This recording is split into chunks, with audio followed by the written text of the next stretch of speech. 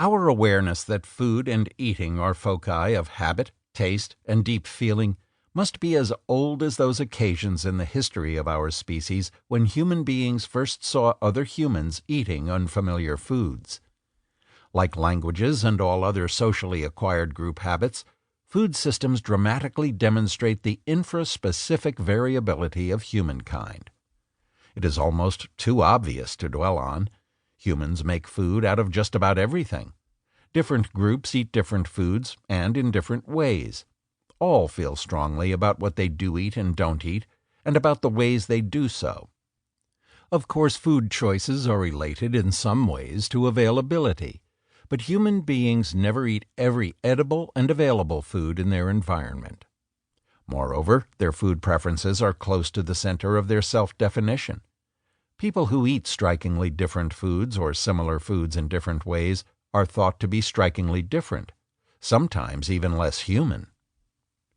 The need for nourishment is expressed in the course of all human interaction. Food choices and eating habits reveal distinctions of age, sex, status, culture, and even occupation. These distinctions are immensely important adornments on an inescapable necessity. Nutrition as a biological process, wrote Audrey Richards, one of anthropology's best students of food and ingestion, is more fundamental than sex. In the life of the individual organism, it is the more primary and recurrent want, while in the wider sphere of human society it determines, more largely than any other physiological function, the nature of social groupings and the form their activities take. Nothing the newborn infant does establishes so swiftly its social connection with the world as the expression and satisfaction of its hunger. Hunger epitomizes the relation between its dependence and the social universe of which it must become a part. Eating and nurturance are closely linked in infancy and childhood, no matter how their connection may be altered later. Food preferences that emerge early in life do so within the bounds laid down by those who do the nurturing, and therefore within the rules of their society and culture. Ingestion and tastes, hence, carry an enormous affective load. What we like, what we eat, how we eat it, and how we feel about it are phenomenologically interrelated matters. Together they speak eloquently to the question of how we perceive ourselves in relation to others. From the beginning, anthropology has concerned itself with food and ingestion.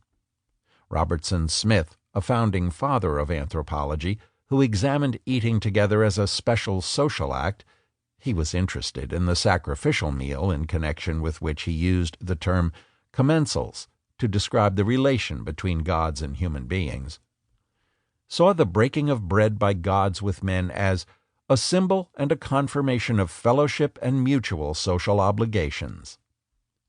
Those who sit at meat together are united for all social effects. Those who do not eat together are aliens to one another, without fellowship in religion and without reciprocal social duties. But Robertson Smith also argued that the essence of the thing lies in the physical act of eating together, a bond created simply by partaking of food linking human beings with one another. In an early article, Lorna Marshall provided a glowing description of how sharing food serves to reduce individual and intragroup tension. The Kung Bushman, she reported, always consumed fresh meat immediately after it became available. The fear of hunger is mitigated. The person one shares with will share in turn when he gets meat, and people are sustained by a web of mutual obligation. If there is hunger, it is commonly shared. There are no distinct haves and have-nots. One is not alone. The idea of eating alone and not sharing is shocking to the Kung.